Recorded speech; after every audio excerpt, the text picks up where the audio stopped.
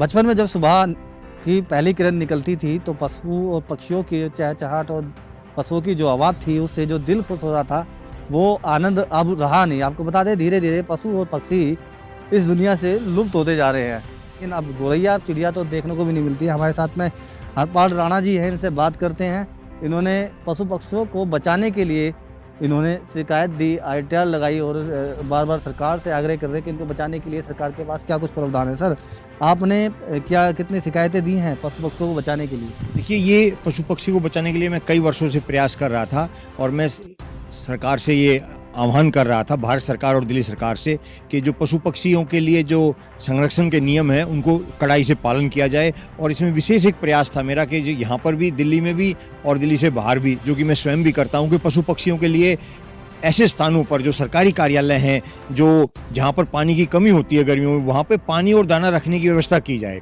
तो कई सरकारों ने तो कहा कि हम प्रयास करेंगे, लेकिन अभी तक उसका कोई परिणाम नहीं निकला है। दिल्ली में ऐसे मैंने 8-10 अपने आसपास के स्थान बनाए हुए थे जहाँ गर्मी में पानी नहीं होता था, वहाँ पर हम पानी की व्यवस्था करते थे। इसके साथ साथ मैंने दिल्ली से पूछा कि दिल्ली में पर्यावरण को, पशु पक्षियों को जो बचाया जा रहा है, बचाने जाने का जो क्या अभियान चला हुआ है, क्या प्रयास है, क्या नियम है। तो दिल्ली सरकार ने इसमें सिर्फ एक जवाब दिया है और सिर्फ कहा है कि हम 1972 का जो एक्ट है उसके तहत कार्रवाई करते हैं। मैंने इसमें पूछा था कि क्या योजनाएं लागू हैं, क्या इसका बजट है, कितने अधिकारी हैं, कितने अधिकारियों के पद रिक्त हैं, किस किस उद्देश्य के लिए काम किया जा रहा है, क्या क्या अभियान चलाए जा रहे हैं। तो उन्होंने किसी प्रकार का कोई जवाब नहीं दिया, सिर्फ एक बात कहा कि हम 1972 के तहत कार्रवाई करते हैं। ये जो जवाब दिया गया है, ये दिया गया है, जो विभाग है वो फॉरेस्ट एंड वाइल्ड लाइफ, ये जंगल एवं वन्य पक्षी एक विभाग है, उसके तहत दिया गया है। इसमें जो गौरैया की बात है, वो दिल्ली सरकार ने 2012 में गौरैया को राज्य पक्षी घोषित किया था। मैंने इसके बारे में पूछा कि इसमें क्या किया जा रहा है, तो किसी प्रकार का कोई जवाब नहीं दिया जा रहा। तो क्या लगता है, जैसे अब पशु गाय होती है, भैंस होती है, उनको पालते हैं क्योंकि वो दूध देती है। कुछ पक्षी हैं, सुंदर पक्षी होते हैं, हालांकि लॉकडाउन लगा तो तमाम पक्षी वापस इधर आ गए थे, दिल्ली में भी दिखाई दे रहे थे, हर रोज पिक्चर्स आती थी। तो इनको पालने के लिए कोई सरकारी संस्थान बनाए जाएं या कोई सरकार की तरफ से ऐसे मुहिम चलाई जाए कि हर घर में 1-2 पक्षी इस तरह के पाले जाएं। देखिए, ये तो व्यक्तियों की बात है कि व्यक्तियों को भी प्रयास करना चाहिए, अपने घरों पे दाना पानी रखना चाहिए, अपने छतों पे। हमारे यहाँ छत पे जो है मोर, चिड़िया, पक्षी, 20 प्रकार की चिड़िया आती हैं यहाँ पे गौरैया चिड़िया की मैं तस्वीर दे सकता हूँ, अनेकों गौरैया चिड़िया आती हैं यहाँ पर।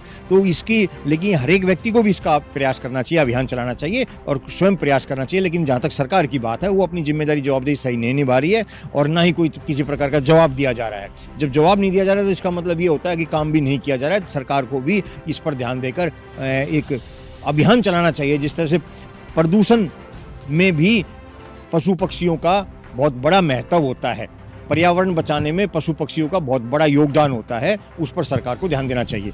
बिल्कुल, आपको बता दें धीरे धीरे जो पशु पक्षी दिल्ली से कम होते जा रहे हैं। दिल्ली में जो प्रदूषण है लगातार वो भी बढ़ता जा रहा है। कारण ये भी हो सकता है और दूसरा कारण ये है कि जो सरकार है, सरकार के जो कर्मचारी हैं, वो पशु पक्षियों पर ध्यान नहीं दे रहे हैं। हालांकि दिल्ली का चिड़ियाघर एक सिर्फ नाम चिड़ियाघर रह चुका है। चिड़ियाघर में भी यदि आप जाते हैं तो वही पक्षी आपको मिलेंगे जिनको उन्होंने पिंजरे में कैद किया हुआ है।